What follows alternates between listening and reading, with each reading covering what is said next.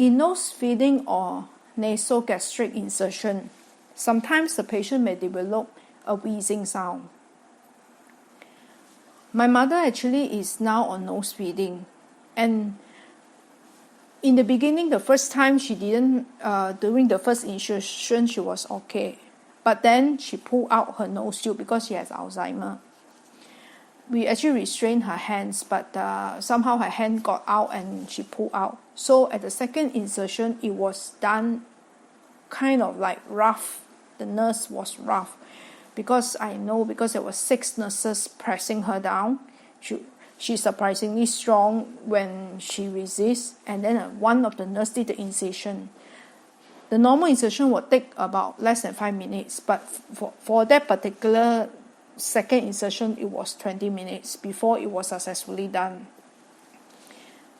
After about 2 or 3 days after the insertion, my mom started developing wheezing sound, which got progressively worse, and there was a swelling on her throat. So she was wheezing and in a very loud snoring sound, even though when she is not asleep. The whole day, imagine you are just snoring and there's a sound. Initially, I really it's heartbreaking to watch like that. And then when I ask around, people say it's normal to have the wheezing. Even some of the YouTube videos say it's normal. I want to tell you, it is not normal to have the wheezing or the loud sound continuously. It puts a strain on the patient.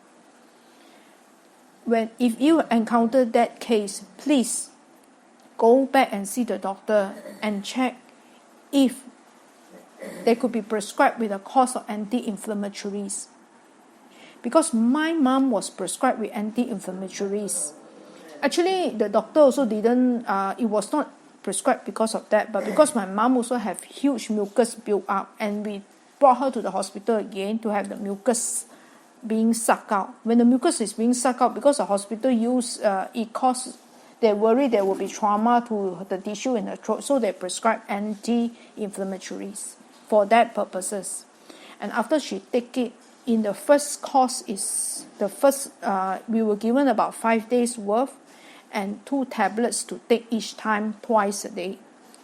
The first time, few hours after she take the first round of tablet, I noticed that the wheezing sound stopped already. But we completed the course of anti-inflammatories.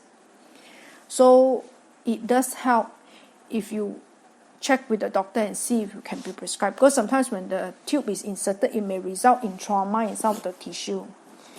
And also, there's also one thing I noticed, that after she have her anti-inflammatory medication, her food does not take a long time to be digested.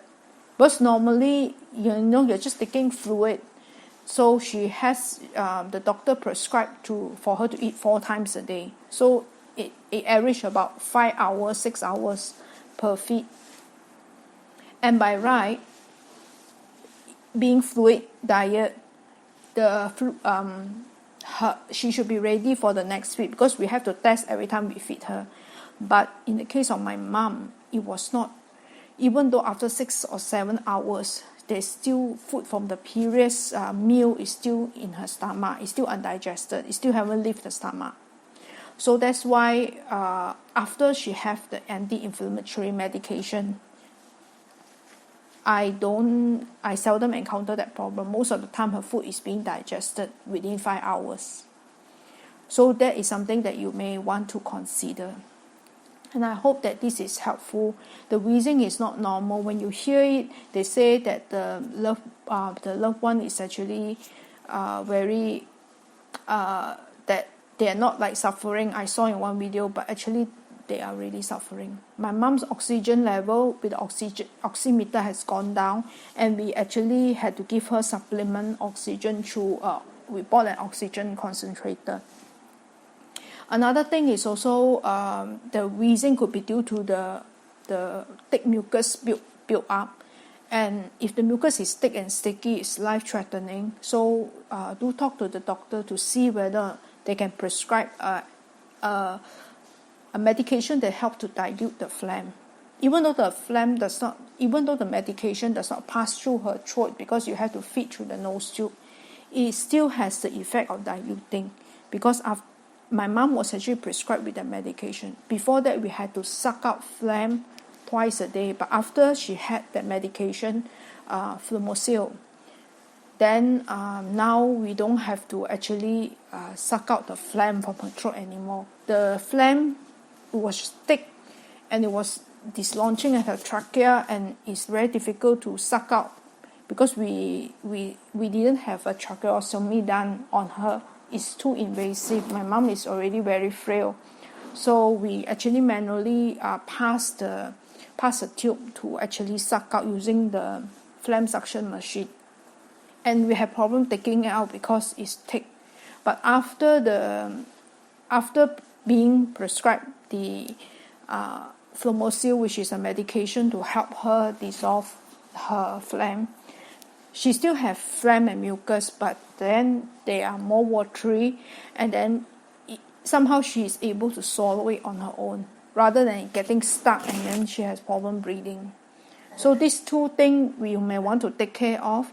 And additionally, always remember that if a person is on nose feeding, they have to actually, ideally you have to get a hospital bed for that person if the person is not really able and is weak, or the person has to be seated up in a seated position for preferably 2 hours or minimum half an hour after food.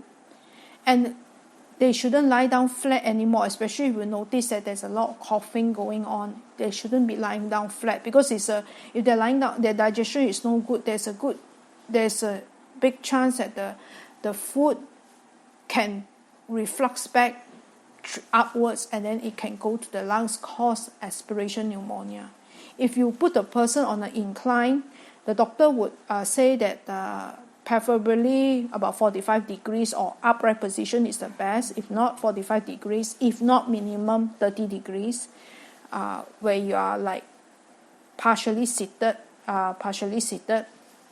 then the food won't come up upwards. And also have to make sure that before you feed the person, each time you have to test whether the previous food is digested or not. So the nurse also will teach you to actually use the syringe to actually put on the tube and pull out to see the air, whether there's air or food. They will demonstrate.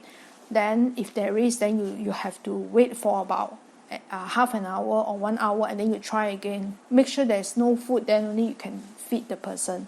So these are the precautions we can take when we put the person on the nose feeding. So I hope this helps, because for me, I'm not able to find especially the part on the wheezing due to inflammation, and also the dissolving of the phlegm, the mucus through using the anti-mucotic agent. So I hope that this is going to help you if your loved ones are experiencing this situation. Take care.